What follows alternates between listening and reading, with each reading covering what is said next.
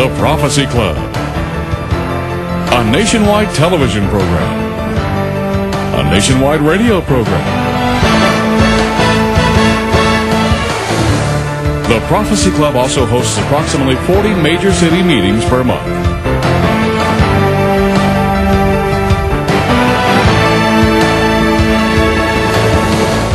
Our mission is to inform Christians of current events that confirm Bible prophecy, expose the evil devices of Satan, warn believers what is coming to America, challenge people to stop sinning and turn to Jesus with all their heart, and to provide a platform for Christian speakers to be heard. It's a bald-faced lie. Using the positions of power and authority in our own government.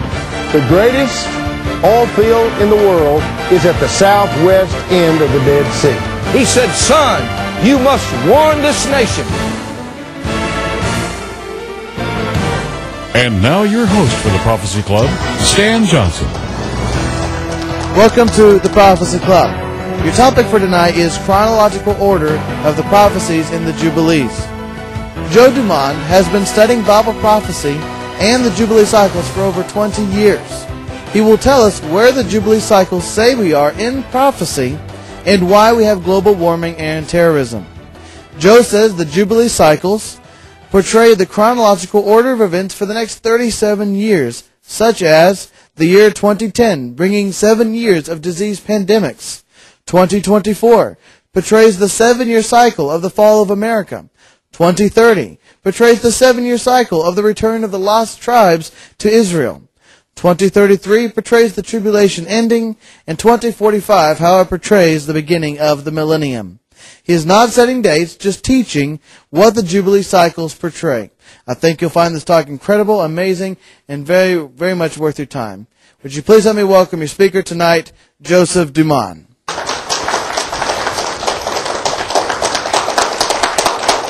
Thank you, ladies and gentlemen. My name is Joe Dumond. I'm from north of Toronto, Canada, and I've been working on this for a little while, and I'm here to show you what I've learned here tonight. So we're going to get right into it. You didn't come to learn about me. So first thing I need you to understand is when I'm talking about Israel tonight, this is who I'm talking about. This is not Israel.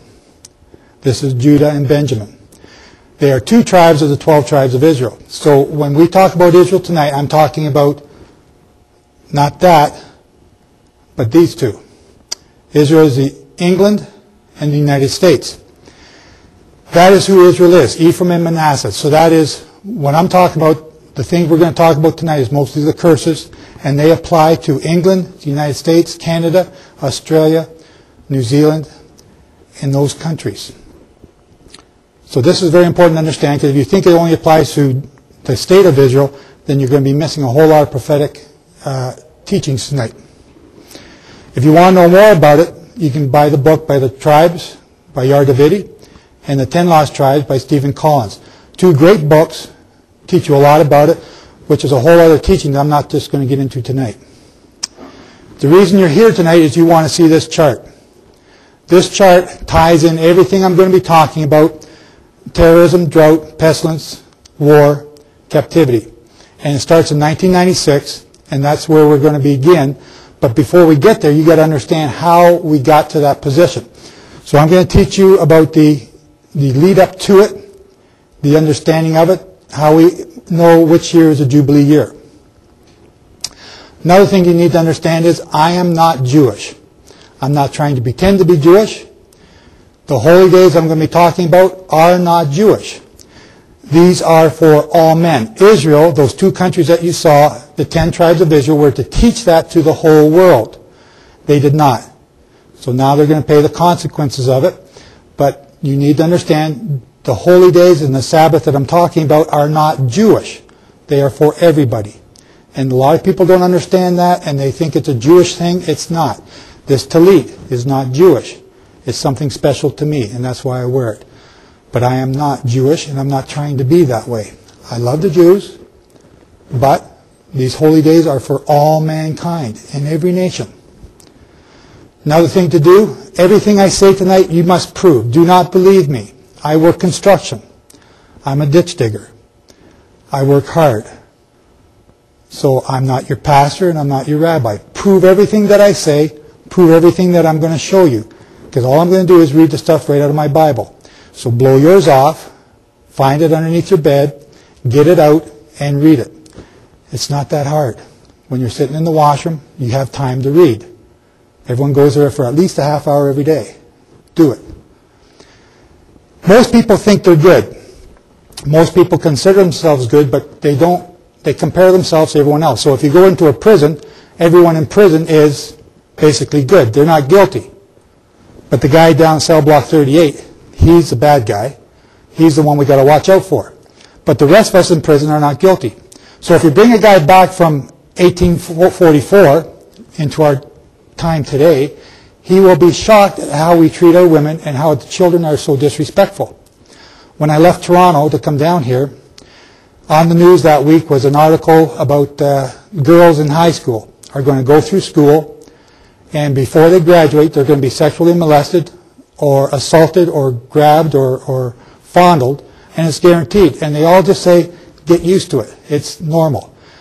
The new normal in our society is to become used to bad things. A horse thief used to be hung on a tree. Now we've got locks and keys and computer programs that keep them out, and when we do catch them trying to break into our car, we just give him a slap in the back and spin him through the stall, and he comes back out the next day. The new normal is to accept crime. That's our society.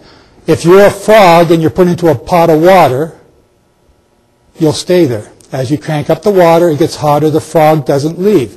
He doesn't know that it's getting bad. He doesn't understand that.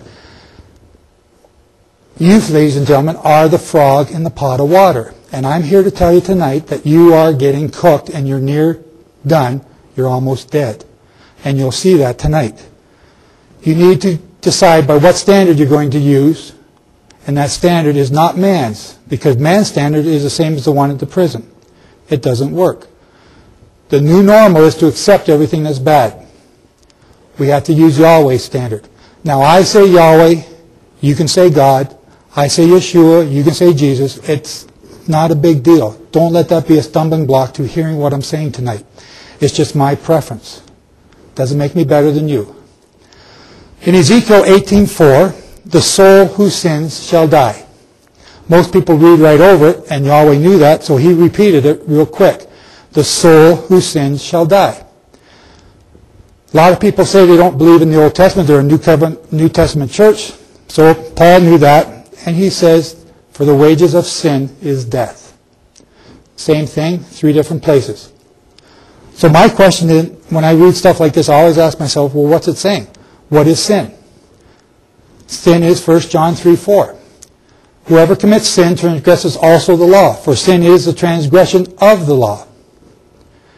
We continue in 1 John, and hereby do we know that we know him if we keep his commandments. He that saith, I know him, and keepeth not his commandments is a liar, and the truth is not in him. So sin is a transgression of the law, and that is the law, the 10 Commandments. What is the law? Matthew explains it when Yeshua answers a question that he was asked. What is the great commandment in the law? Yeshua answered, you shall love the Lord your God with all your heart, with all your soul, with all your mind. This is the first and great commandment. Everyone knows that. Everyone agrees with that. The second is like it. You shall love your neighbor as yourself. So on these 2 commandments hang all the law and all the prophets.